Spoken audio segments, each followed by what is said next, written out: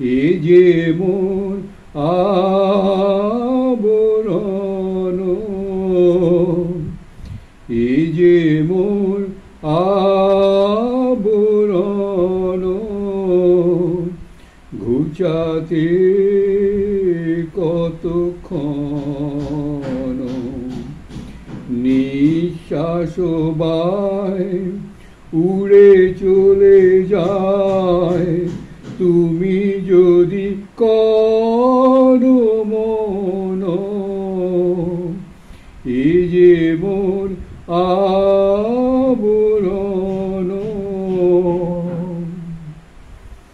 যদি পড়ে থাকি ভূমে ধুলায় ধরণী চুমে, পড়ে থাকি ভূমে ধুলায় ধরণী চুমে, তুমি তারি লাগি দ্বারে রবে জাগি, এ কেমন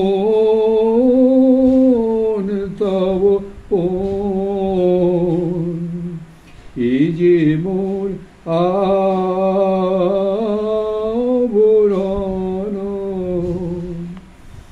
রথের চাকা রবে জাগাও জাগাও সবে, রথের চাকা রবে জাগাও জাগাও সবে, আপনার ঘরে এসো বলো ভরে, এসো এসো গৌরবে।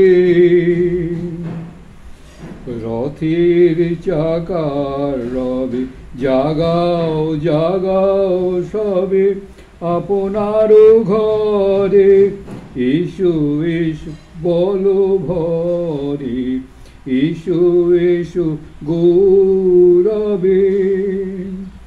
ঘুম টুটে যাক চলে চিনি যেন প্রভু বলে, ঘুম টুটে যাক চলে চিনি যেন প্রভু বলে, ছুটে সে দ্বারে করি আপনারে, ছুটে সে দ্বারে করি আপনারে, চরণে সমর্পণ, এ যে মোর আবরণ,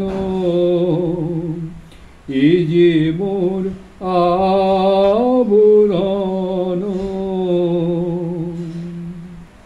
মঠে সন্ন্যাস নেওয়ার কথা হচ্ছিল, কীভাবে মঠে সন্ন্যাস হয়। তো সমস্যা নিজের অভিজ্ঞতার কথা বলছেন।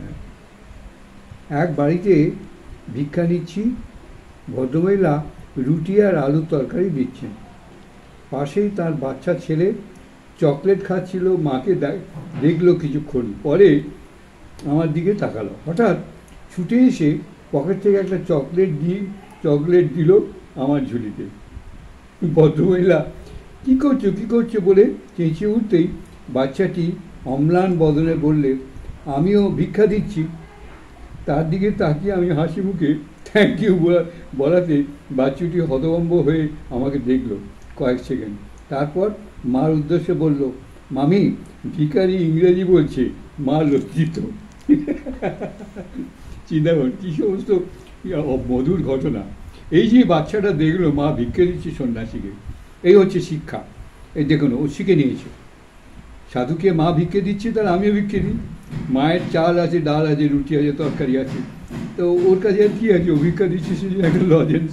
আহা, ওই লজেন্সটা মহামূল্য, ওই রুটি আর ডালে আলুর তরকারি অনেক বেশি মূল্যবান।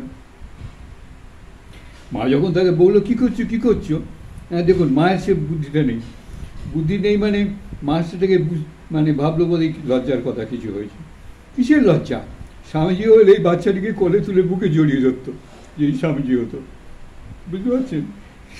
আর আমি যদি হতাম আমিও তাই করতাম, আমি ছেলেটাকে কোলে তুলে বুকে জড়িয়ে ধরতাম, বুঝলেন? আর ওই লজেন্সটা আমি প্রসাদ জ্ঞানে খেতাম, সবাইকে দিতাম আর সবাই প্রসাদ জ্ঞানে খেতাম। দেখুন ছেলেরা কি উত্তর দিল মাকে, যে তুমি ভিক্ষে দিচ্ছ আমিও ভিক্ষে দিচ্ছি। ছেলেটা অবাক যে মা দেখো ভিখারি আবার ইংরেজি বলে। এখন ও তো ভিখারি দেখেছে বাড়িতে অনেক ভিখারি, তারা তো ইংরেজি বলে না, মা ভিক্ষে দাও এইসব বলে। আর ওর ধারণাই নেই যে একটা ভিখারি ইংরেজি বলতে পারে। আর এই সোমেশ্বরানন্দ যিনি গেছেন, উনি এমএসসি পাস কেমিস্ট্রিতে, বুঝতে পারছেন, উনি গেছেন ভিক্ষে করতে। এই হচ্ছে বেলুড়মঠ। বেলুড়মঠের তুলনা সারা পৃথিবীতে কোথাও পাবেন না, যতই খুঁজুন। একদিন ভিক্ষা শেষে বেলুড়মঠে ফিরে আসছি, একটা গলিতে ঢুকতেই একজন ভদ্রমহিলা থামালেন আমার, বললেন একটু দাঁড়ান, ভিক্ষে দেবো। তাকে বললাম যে আজ আর ভিক্ষে নিতে পারবো না, তো 5টা বাড়ি হয়ে গেছে মঠের নিয়ম অনুযায়ী। তিনি করুণ মুখে বললেন, 2 ঘন্টা ধরে অপেক্ষা করে আছি, আপনারা কেউ এলে ভিক্ষে দেবো। কেউ না আসায় ভগবানের কাছে খুব প্রার্থনা করছিলাম যেন কেউ যেন আসেন। আপনি এলেন আর আমার ভিক্ষা নেবেন না? তিনি প্রায় কেঁদে ফেললেন। আমি অপ্রস্তুত বললাম, নেবো নেবো, ভিক্ষা দিয়ে আসুন। দেখুন, ভগবান প্রার্থনা শুনেছেন। আমি এরকম অনেক ঘটনা পড়েছি, অনেক ঘটনা, এরকম প্রত্যক্ষ ঘটনা অনেক পড়েছি। ভগবানের এই প্রার্থনা করে ভগবান এসে জুটিয়ে দেন। মঠে যখন ফিরলাম ভিক্ষা শেষে, তখন ঝোলার অবস্থা খুবই খারাপ। ডাল চুইয়ে পড়ছে, ভেতরে ফুলকপির ঝোলে মিশে বেগুন ভাজা নিস্তেজ, রুটিগুলির এক পাশে দই লেগে আছে, অন্য পাশে চাটনি, খিচুড়ি আর পায়েস একসাথে মিশে গিয়ে অদ্ভুত অবস্থা। শুক্তোর ঝোলে জিলিপি পড়ে ভেঙে গেছে। 12টা নাগাদ আমরা সবাই ফিরে এলাম। ভিক্ষা থেকে মঠে লেগেট হাউসের কাছে বসে বিশ্রাম করতে লাগলাম। 3 দিন ফাঁকা জায়গায় বসেই খেতে হবে, কোনো ঘরে নয়। সবার ঝুড়ি থেকে ভিক্ষান্ন নিয়ে একসঙ্গে রাখা হলো বিশাল একটা গামলায়। সব কিছু মাখামাখি হয়ে একাকার।